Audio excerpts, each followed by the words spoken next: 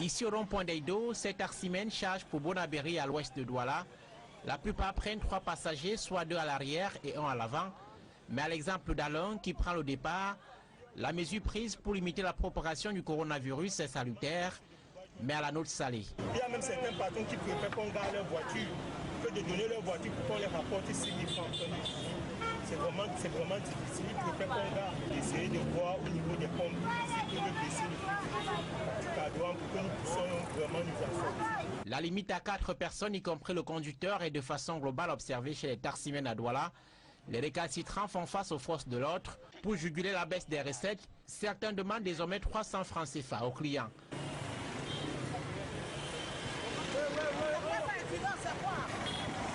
Dans les agences de voyage, respect également des 50 places prescrites pour les bus de plus de 60 places par le ministère des Transports face à la pandémie. Sur un banc de 3, nous sommes 2, nous ne sommes pas collés. Il y a déjà de l'espace déjà entre mon voisin et moi. Hein? Vous trouvez ça? Entre mon voisin et moi, il y a déjà de l'espace. Nous voyageons à l'aise. En ce qui concerne le général, je suis un témoin oculaire parce que c'est là-bas que je suis quitté pour arriver à Douala. C'est de Douala que je vais à Singaouri. Ils prennent des dispositions pour que cela soit respecté. Dans la plupart des compagnies interurbaines, le chiffre d'affaires est en net recul.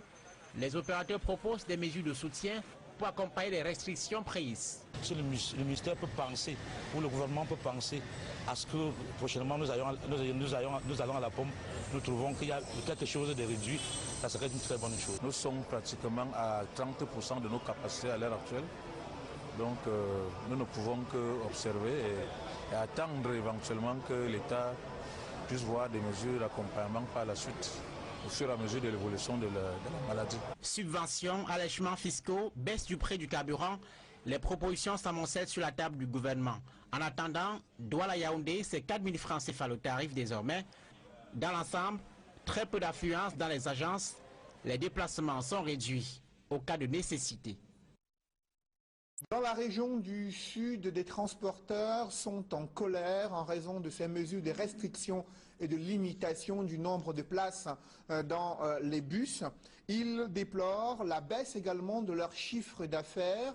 Ils ont voulu faire grimper les prix. Autorités administratives s'y sont opposées, ce qui a créé des grincements de dents dans la ville d'Ebolova, chef-lieu de la région du sud. Reportage Roger Takala et Gladys Sidier.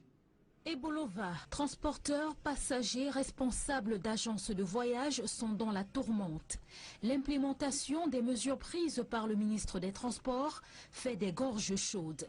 Les agences de voyage décrient le manque à gagner, désormais obligées d'effectuer juste 5 voyages par jour. Le prix du transport Ebolova-Yaoundé est passé de 2300 à 1500 francs CFA, un montant imposé par le préfet du département de l'Anvina. Vous voyez qu'un véhicule, par exemple, qui portait 35 places, à raison de 1500, quand on paie déjà 15 places pour porter 20 places telles que le ministre a instruit, vous voyez que 15 places fait sensiblement dans les 22 500.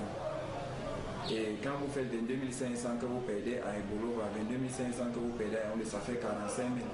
Tandis qu'on ne gagne même pas les 45 000 pour un aller-retour Ebolova-Yaoundé. Donc vous comprenez que s'il faut continuer à vendre les tickets à 1500, on ne peut pas s'en sortir. Les passagers qui n'ont pas la possibilité d'emprunter les 5 premiers bus se retournent vers des véhicules personnels qui proposent 5 000 voire 6 000 francs CFA pour le même trajet que les bus Ebolova-Yaoundé. Pour voyager, pour aller sur Yaoundé. Heureusement, je suis arrivé, on dit que les voyages sont meilleurs possibles au nombre de 5 par jour.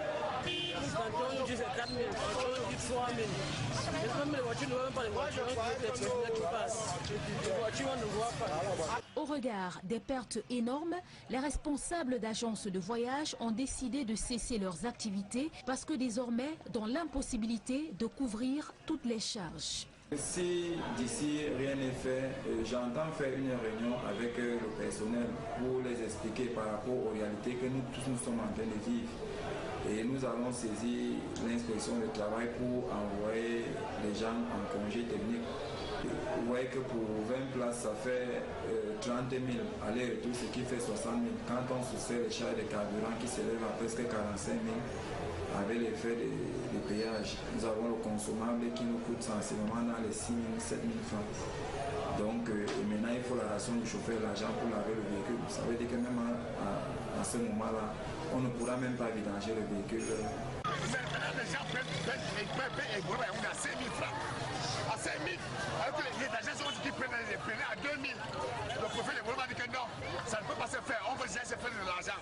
Alors que le tarif de Voloma c'est à 2 350 francs. On prend à 2 000. Lui s'oppose. Les agents sont préférés, donc arrêtez. Parce qu'on ne gagne absolument rien. En vue d'une meilleure implémentation des mesures prises par le ministre des Transports visant à limiter la propagation du coronavirus, les responsables d'agences de voyage demandent des mesures de compensation, comme par exemple la baisse des prix du carburant à la pompe,